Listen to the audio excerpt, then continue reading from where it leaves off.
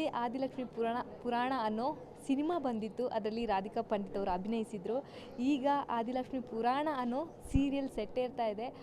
ಇದೇ ಡಿಸೆಂಬರ್ 8ಕ್ಕೆ ಅದೇ ಪ್ರೈಮ್ ಟೈಮ್ನಲ್ಲಿ ಆದಿಲಕ್ಷ್ಮಿ ಪುರಾಣ ಅನ್ನೋ ಸೀರಿಯಲ್ ಬರ್ತಾ ಇದೆ, ಪ್ರಸಾರ ಕಾಣ್ತಾ ಇದೆ.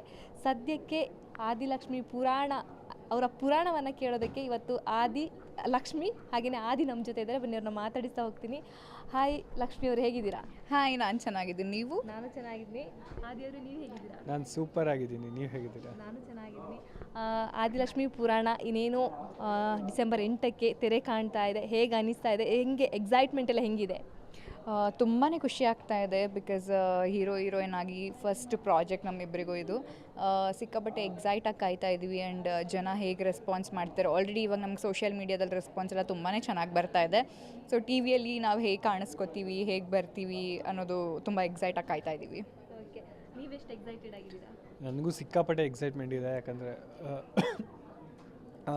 ತುಂಬ ದಿನಗಳಿಂದ ಕಾಯ್ತಿದ್ದಂಥ ಮೊಮೆಂಟ್ ಇದು. ಶೂಟಿಂಗ್ ಶುರುವಾಗಿಂದ ಯಾವಾಗ ಪ್ರೋಮೋ ಯಾವಾಗ, ಟೆಲಿಕಾಸ್ಟ್ ಯಾವಾಗ ಅಂತ ತುಂಬ ಕಾಯ್ತಾ ಇದ್ವಿ. ಫೈನಲಿ ಡಿಸೆಂಬರ್ 8ನೇ ತಾರೀಕು ಬರ್ತಾ ಇದ್ದೀವಿ. ಸಿಕ್ಕಾಪಟ್ಟೆ ಎಕ್ಸೈಟ್ಮೆಂಟ್ ಇದೆ, ಭಯನೂ ಇದೆ. ಜನ ಹೇಗೆ ತಗೋತಾರೆ ಅನ್ನೋ ಒಂದು ಕ್ಯೂರಿಯಾಸಿಟಿನೂ ಇದೆ. ಇನ್ನೊಂದು ಏನಂದರೆ, ಚಿಕ್ಕ ಏಜಿಗೆ ಮದುವೆ ಆಗ್ತಾ ಇದ್ದೀರಾ, ಹೆಂಗೆ ಅನ್ನಿಸ್ತಾ ಇದೆ? ಆ ಜವಾಬ್ದಾರಿ ಹೆಂಗಿದೆ? ಅದು ಏನು ಮಾಡೋಕ್ಕಾಗಲ್ಲ, ಕೆಲವೊಂದು ಸಲ ಪರಿಸ್ಥಿತಿಗಳು ಹಾಗಿರುತ್ತೆ.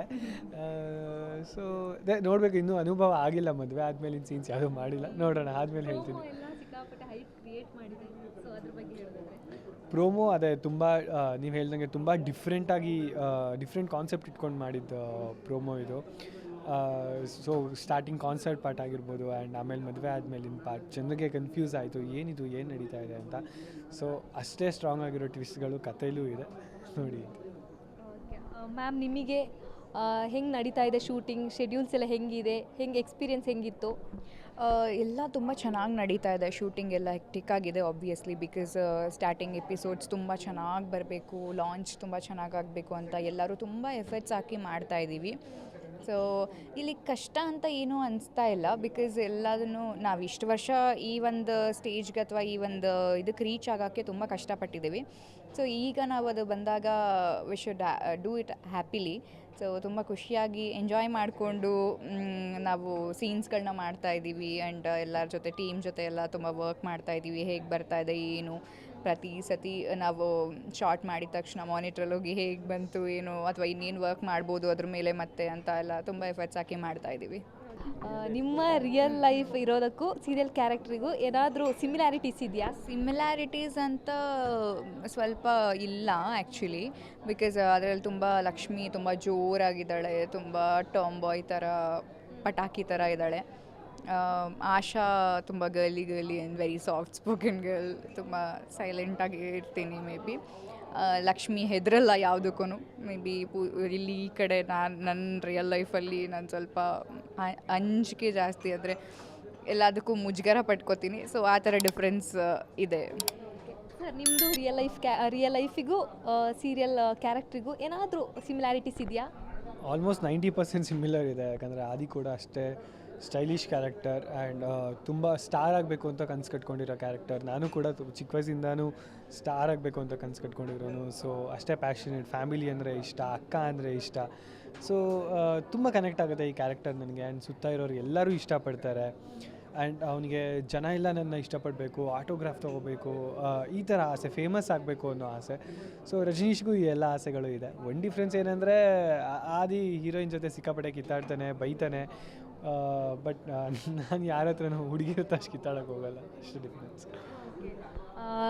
ಸರ್, ನಾನು ನಿಮ್ಮ ಪ್ರೊಫೈಲಲ್ಲಿ ನೋಡಿದಾಗ ಅದರಲ್ಲಿ ಒಂದು ಕಮೆಂಟ್ ನೋಡಿದೆ. ಆ್ಯಕ್ಚುಲಿ ಬೇರೆ ಸೀರಿಯಲ್ ಮಾಡ್ತಿದ್ದಾಗ ಅದರಲ್ಲಿ ಒಬ್ರು ಕಮೆಂಟ್ ಮಾಡಿದರು, ನೀವು ಒಂದಲ್ಲ ಒಂದಿನ ಹೀರೋ ಆಗ್ತೀರಾ ಅಂತ. ಸೊ ಇವಾಗ ಹೀರೋ ಆಗಿದ್ದೀರಾ, ಎಷ್ಟು ಖುಷಿ ಕೊಡ್ತಾ ಇದೆ ಅದು? ಪ್ರಾಬಬ್ಲಿ ಅಂಥವ್ರಿಂದನೇ ಅವರು ಅಂಥ ವೆಲ್ ವಿಷರ್ಸಿಂದನೇ ಇವತ್ತು ನಮಗೆ ಇಂಥ ಆಪರ್ಚುನಿಟಿ ಸಿಕ್ಕಿರೋದು. 100% ನಮ್ಮ ಎಫರ್ಟ್ಸ್ ಇರುತ್ತೆ. ನಾವು ತುಂಬ ಆಸೆ ಇಟ್ಕೊಂಡು ನಾವು ವರ್ಕ್ ಮಾಡ್ತಾನೆ ಇರ್ತೀವಿ. ಬಟ್ ನಮ್ಮಲ್ಲಿರೋ ಪೊಟೆನ್ಷಿಯಲ್ನ ಅವ್ರು ನೋಡ್ತಾರಲ್ಲ, ಆವಾಗ ನಮಗೆ ತುಂಬ ಖುಷಿ ಆಗುತ್ತೆ. ಓಕೆ, ನಾನು ಕಷ್ಟಪಡ್ತಿರೋದು ಯಾರಿಗೋ ಕಾಣಿಸ್ತಿದೆ ಅಂತ ಅನ್ನೋದು, ಅದನ್ನು ತುಂಬ ಖುಷಿಯಾಗುತ್ತೆ. ಆ್ಯಂಡ್ ಈ ಸೀರಿಯಲ್ ಪ್ರೋಮೋ ಬಂದಾಗ ಅದೇ ವ್ಯಕ್ತಿ ಮತ್ತೆ ಕಮೆಂಟ್ ಮಾಡಿದರು, ನಾನು ಅವಾಗ ಹೇಳಿದ್ದೆ ಇವ್ರು ಹೀರೋ ಆಗ್ತಾರೆ ಅಂತ, ಈಗ ಆಗಿದ್ದಾರೆ ಅಂತ.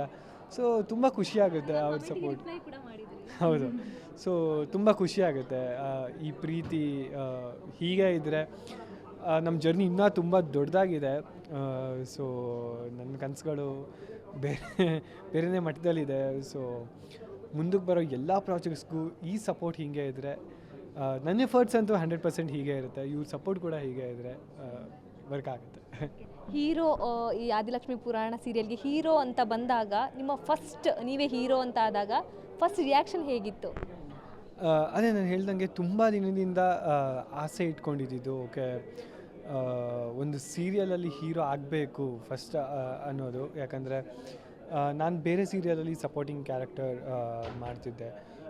ಓಕೆ ನೆಕ್ಸ್ಟ್ ಒಂದು ಲೆವೆಲ್ ಅಪ್ ಬೇಕಲ್ವಾ, ಯಾಕಂದರೆ ಇದನ್ನೇ ಮಾಡ್ಕೊಂಡಿದ್ರೆ ಇಲ್ಲೇ ಇರ್ತೀನಿ. ಸೊ ನೆಕ್ಸ್ಟ್ ಒಂದು ಹೀರೋ ಆಗಬೇಕು ಯಾವಾಗ ಅಂತ ವೆಯ್ಟ್ ಮಾಡ್ತಾನೇ ಇದ್ದೆ. ಸೊ ಹೀರೋ ಅಂತ ಅಂದಾಗ ತುಂಬಾ ಖುಷಿ ಆಯಿತು. ಆ್ಯಂಡ್ ಇಂಥ ಒಳ್ಳೆಯ ಪಾತ್ರ, ಯಾಕಂದರೆ ಹೀರೋ ಅನ್ನೋದು ಎಷ್ಟು ಇಂಪಾರ್ಟೆಂಟೋ ಆ ಹೀರೋ ಕ್ಯಾರೆಕ್ಟರ್ಗೆ ಅಷ್ಟೇ ಗತ್ತಿರೋದು, ತಾಕತ್ತಿರೋದು ಅಷ್ಟೇ ಇಂಪಾರ್ಟೆಂಟ್. ಸೊ ಈ ಕ್ಯಾರೆಕ್ಟರ್ ಅಷ್ಟೇ ಸ್ಟೈಲಿಶ್ ಆಗಿದೆ, ಮಾಸ್ ಆಗಿದೆ.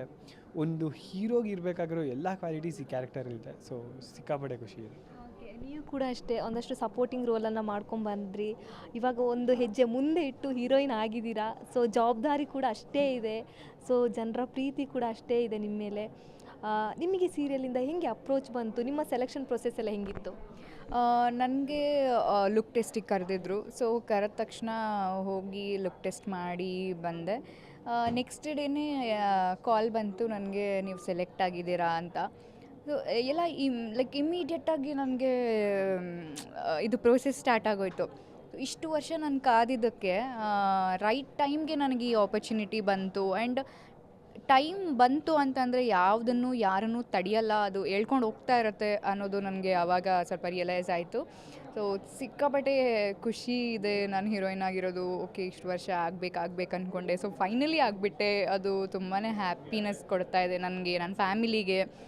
ಆ್ಯಂಡ್ ಜನಕ್ಕೆ ಕೂಡ ಅಷ್ಟೇ. ತುಂಬ ಜನ ನನಗೂ ಹೇಳ್ತಾಯಿದ್ರು, ನೀವು ಯಾಕೆ ಲೀಡ್ ಮಾಡ್ತಾಯಿಲ್ಲ, ಲೀಡ್ ಮಾಡೋ ಕ್ವಾಲಿಟೀಸ್ ಇದೆ, ಯಾಕೆ ಆಗ್ತಿಲ್ಲ ಅಂತೆಲ್ಲ ಕೇಳ್ತಾ ಇರ್ತಾಯಿದ್ರು. ಸೊ ಆವಾಗ ನನ್ನ ಕ್ವೆಶ್ಚನ್ನು ಅದೇ ಆಗಿತ್ತು ಲೈಫಲ್ಲಿ. ಸೊ ಇವಾಗ ಅದಕ್ಕೆ ಆನ್ಸರ್ ಸಿಕ್ಕಿದೆ ಮೇ ಬಿ. ಓಕೆ, ಒಂದು ಪ್ರೋಮೋ ನೋಡಿದೆ, ನೀವು ಸಾಂಗ್ ಹಾಡ್ತೀರಾ, ಸಿಕ್ಕಾಪಟ್ಟೆ ಚೆನ್ನಾಗಿ ಸಾಂಗ್ ಹಾಡ್ತೀರಾ. ಸೊ ರಿಯಲ್ ಲೈಫಲ್ಲಿ ಸಾಂಗ್ ಹಾಡ್ತೀರಾ ಅಥವಾ ಬಾತ್ರೂಮ್ ಸಿಂಗರಾ? ಇಲ್ಲ, ನಾನು ಚೆನ್ನಾಗೇ ಹಾಡ್ತೀನಿ. ಮೇ ಬಿ ನನ್ನ ವಾಯ್ಸ್ ಚೆನ್ನಾಗಿದೆ. ಇಲ್ಲ, ಅದೇ ನನ್ನದೇ ವಾಯ್ಸ್ ಅಲ್ಲ, ಬಟ್ ನಾನು ಹಾಡು ಚೆನ್ನಾಗಿ ಹಾಡ್ತೀನಿ. ಓಕೆ, ಸರಿ. ಈಗ ನೀವು ವರ್ಕ್ ಮಾಡ್ತಿರೋದು ಒಬ್ಬರು ಸೂಪರ್ ಹಿಟ್ ಸೀರಿಯಲನ್ನು ಕೊಟ್ಟಂಥವ್ರು, ರಾಧಾರಮಣ ಇರ್ಬೋದು, ವಿದ್ಯಾವಿನಾಯಕ ಇರ್ಬೋದು, ಪುಟ್ಟಗೌರಿ ಮದುವೆ ಇರ್ಬೋದು. ಆ ಸೀರಿಯಲ್ ಕೊಟ್ಟಂಥ ಸೂಪರ್ ಹಿಟ್ ಸೀರಿಯಲ್ ಕೊಟ್ಟಂಥ ನಿರ್ದೇಶಕರ ಜೊತೆ ನೀವು ವರ್ಕ್ ಮಾಡ್ತಾಯಿದ್ರೆ ಹೆಂಗೆ ಅನಿಸ್ತಾ ಇದೆ? ನಿರ್ದೇಶಕರ ಬಗ್ಗೆ ಹೇಳೋದಾದರೆ ನಮ್ಮ ಡೈರೆಕ್ಟರ್ ಸರ್ ಸುಭಾಷ್ ಸರ್ ಅವ್ರ ಬಗ್ಗೆ ಹೇಳಬೇಕು ಅಂತಂದರೆ ಈಸ್ ವೆರಿ ಸ್ವೀಟ್. ಆ್ಯಂಡ್ ಇವಾಗ ಸೀನ್ ಪೇಪರ್ ನೋಡಿಕೊಂಡು ನಾವೇನು ವರ್ಕ್ ಮಾಡಿರ್ತೀವಿ ಅದನ್ನು ಅಲ್ಲಿ ನಮಗೆ ಮಾಡೋಕ್ಕೆ ಅಷ್ಟೇ ಫ್ರೀಡಮ್ ಕೊಡ್ತಾರೆ.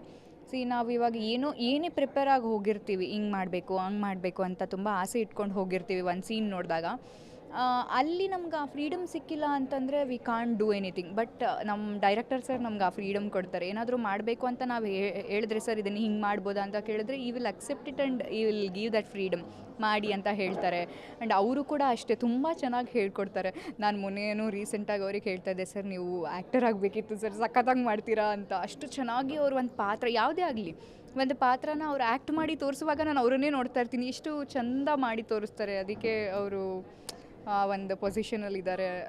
ಸೊ ಅವರು ಅಷ್ಟೇ ಸಪೋರ್ಟಿವ್ ಆಗಿದ್ದಾರೆ ನಮಗೆ, ಎಲ್ಲ ಆರ್ಟಿಸ್ಟ್ಗಳಿಗೂ ಅಷ್ಟೇ ತುಂಬ ಸಪೋರ್ಟ್ ಮಾಡ್ತಾರೆ. Is very sweet person. ನೀವು ನಿರ್ದೇಶಕರ ಬಗ್ಗೆ ಹೇಳೋದಾದರೆ ಇವ್ರು ಹೇಳ್ದಂಗೆ ಆ್ಯಕ್ಟರ್ಸ್ಗೆ ಕ್ರಿಯೇಟಿವ್ ಸ್ಪೇಸ್ ಕೊಡೋದು ತುಂಬ ಇಂಪಾರ್ಟೆಂಟ್. ಹಿಂಗೆ ಮಾಡಬೇಕು ಹಾಗೆ ಮಾಡಬೇಕು ಅಂದರೆ ಅದು ನಮ್ಗೆ ಸ್ವಲ್ಪ ಕಷ್ಟ ಆಗುತ್ತೆ. ಬಟ್ ಇವರು ಏನು ಮಾಡ್ತೀರಾ ಮಾಡಿ, ತಪ್ಪಿದರೆ ನಾನು ಹೇಳ್ತೀನಿ ಅಂತ ಇದು ಮಾಡ್ತಾರೆ.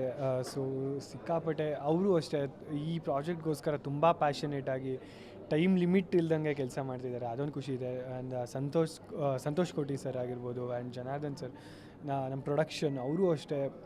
ನಾವಾದರೂ ಅಟ್ಲೀಸ್ಟ್ ಕಾಲ್ ಶೀಟ್ ಮುಗಿದ ತಕ್ಷಣ ಮನೆಗೆ ಹೋಗಿ ರೆಸ್ಟ್ ಮಾಡ್ತೀವಿ. ಅವರು ಅದು ಶೂಟಲ್ಲೂ ಇರ್ತಾರೆ. ಶೂಟ್ ಮುಗಿದ ಮೇಲೆ ಬೇರೆ ಪ್ಲ್ಯಾನ್ಸ್ ಇರುತ್ತೆ, ತೆರೆ ಹಿಂದೆ ಕೆಲಸಗಳು ಅದನ್ನು ಶುರು ಮಾಡ್ತಾರೆ. So Santosh sir, Janardhan sir, Subhash sir, ನಮ್ಮ ಕ್ಯಾಮ್ರಾಮ್ಯಾನ್ಗಳು, ಎಲ್ಲ ಟೆಕ್ನಿಷಿಯನ್ಸ್, ಅವ್ರ ಎಫರ್ಟ್ಸ್ ಇದ್ರಲ್ಲಿ ಸಿಕ್ಕಾಪಟ್ಟೆ ಇದೆ. ಯಾಕಂದರೆ ಆ ಕ್ವಾಲಿಟಿ ಬರಬೇಕು ಅಂದರೆ ಇವರೆಲ್ಲರ ಎಫರ್ಟ್ಸ್ ತುಂಬ ಇಂಪಾರ್ಟೆಂಟ್ ಆಗುತ್ತೆ. ಬಿಕಾಸ್ ಅವರು ನೆಕ್ಸ್ಟ್ ಡೇಗೆ ಏನು ಮಾಡಬೇಕು ಅನ್ನೋ ಪ್ರಿಪ್ರೇಷನ್ಸಲ್ಲೇ ಇರ್ತಾರೆ. ನಮ್ಮ ಸಂತೋಷ್ ಸರ್ ಆಗಿರ್ಬೋದು ಅಥವಾ ಜನಾರ್ದನ್ ಸರ್ ಆಗಿರ್ಬೋದು, ಎನಿ ಟೈಮ್ ಸೆಟ್ಟಲ್ಲಿ ಕೂತು ಇದು ಹಿಂಗೆ ಚೆನ್ನಾಗಿ ಬರ್ತಿದೆಯಾ, ಇದು ಇನ್ನೇನಾದರೂ ಬೆಟರ್ ಬೇಕಾ ಅಥವಾ ಇನ್ನೇನಾದರೂ ತರ್ಸೋಣವಾ ಮಾಡೋಣವಾ ಅಂತ ತುಂಬ ವರ್ಕ್ ಮಾಡ್ತಾರೆ ಅದ್ರ ಮೇಲೆ. ಅಲ್ಲೇ ಕೂತಿದ್ದು ಎಲ್ಲ ನೋಡ್ಕೋತಾರೆ, ಆರ್ಟಿಸ್ಟ್ಗಳನ್ನ ಕೇರ್ ಮಾಡೋದಾಗಿರ್ಬೋದು. ಯೂಶ್ವಲಿ ಪ್ರೊಡ್ಯೂಸರ್ಸ್ಗಳು ಅಷ್ಟು ಬೇರೆ ವಿಚಾರವಾಗಿ ತಲೆ ಕೆಡಿಸ್ಕೊಳ್ಳದೆ ಇರಬಹುದು, ಬಟ್ ಇವ್ರು ಹಾಗಲ್ಲ, ತುಂಬ ನೀಟಾಗಿ ಬಂದು ಸೆಟ್ಟಲ್ಲಿ ಎಷ್ಟು ನೀಟಾಗಿ ಏನು ಬೇಕು ಏನು ಬೇಡ ಅದೆಲ್ಲ ನೋಡಿಕೊಂಡು ನೀಟಾಗಿ ಏನು ಬೇಕು ಅನ್ನೋದ್ರ ಬಗ್ಗೆನೂ ಖರ್ಚು ಮಾಡೋ ಥರ. ಸೊ ಆ ಥರ ಎಲ್ಲ ಕಂಪ್ಲೀಟ್ ಪ್ಯಾಕೇಜ್ ಇದು. ನಮ್ಮ ಡೈರೆಕ್ಷನ್ ಟೀಮ್ ಆಗಿರ್ಬೋದು ಅಥವಾ ಟೆಕ್ನಿಷಿಯನ್ಸ್ ಎಲ್ಲರೂ ಸೂಪರ್ ಆಗಿರೋ ಟೀಮ್ ಸಿಕ್ಕಿದೆ ಮೇ ಬಿ ನಮಗೆ.